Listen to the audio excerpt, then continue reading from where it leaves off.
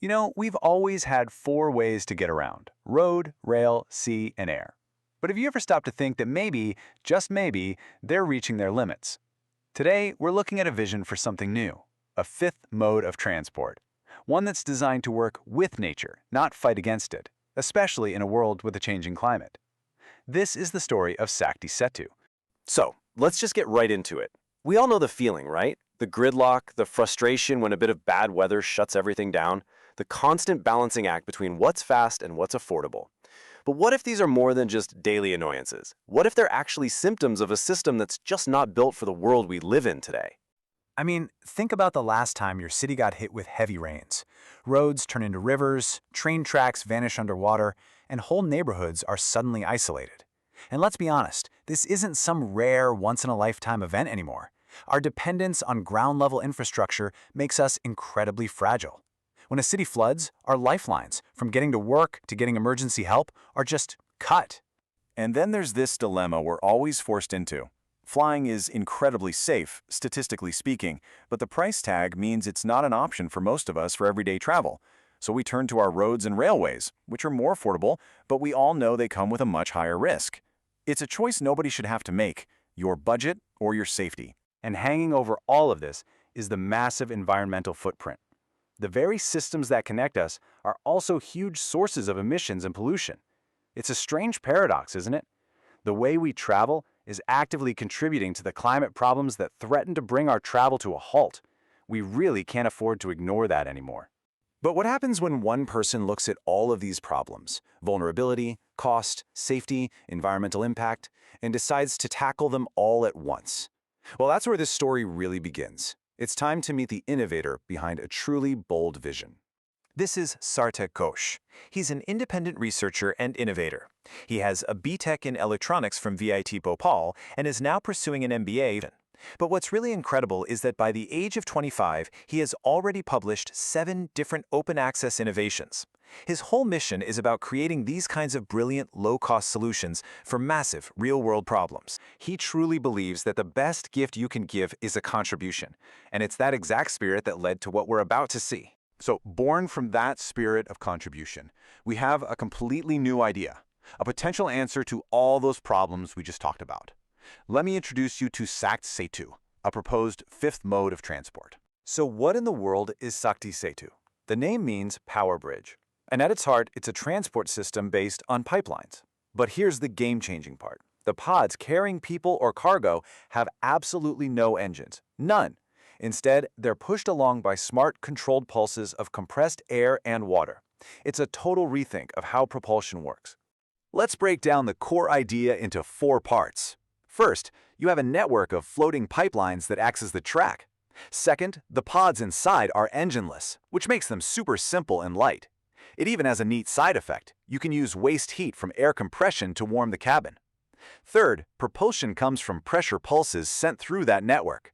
And fourth, the whole thing is modular, like Legos, so it can be deployed quickly and scaled up easily. Okay, that's the concept, but how does it actually work? How do you move something with just puffs of air and water? Well, the engineering behind it is seriously elegant. See, the power doesn't come from the pods, it comes from the network itself. You have these mobile floating units called pressure boats that act like the system's heartbeats. They pull up alongside the main pipeline and inject smart pulses of compressed air. This creates these perfect waves of pressure that gently but firmly push the pods forward. And the design is so clever because it's inspired by nature. Think about how a jellyfish pulses through the water. It's not a constant burn of energy, it's short, efficient bursts. That's what SaktiSetu does.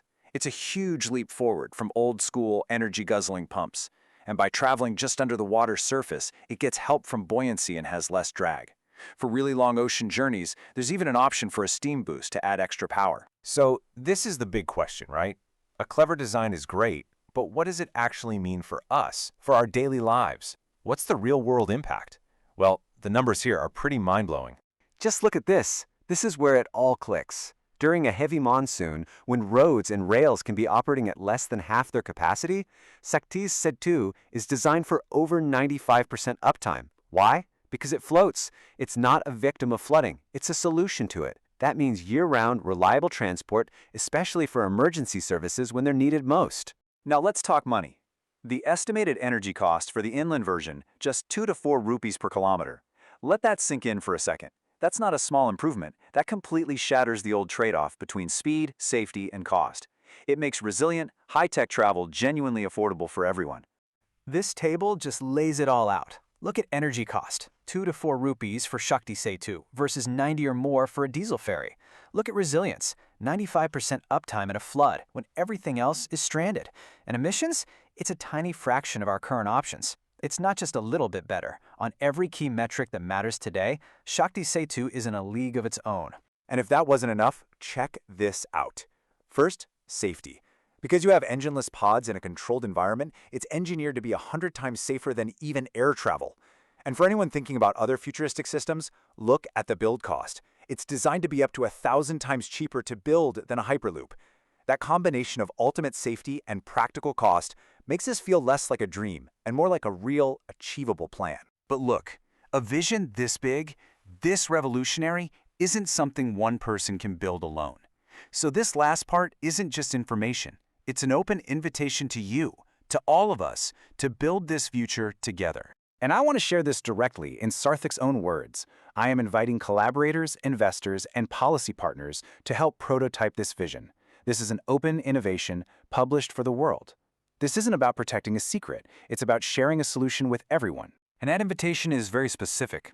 He's calling for collaborators, the engineers, designers, and researchers who can roll up their sleeves and help build the first prototype.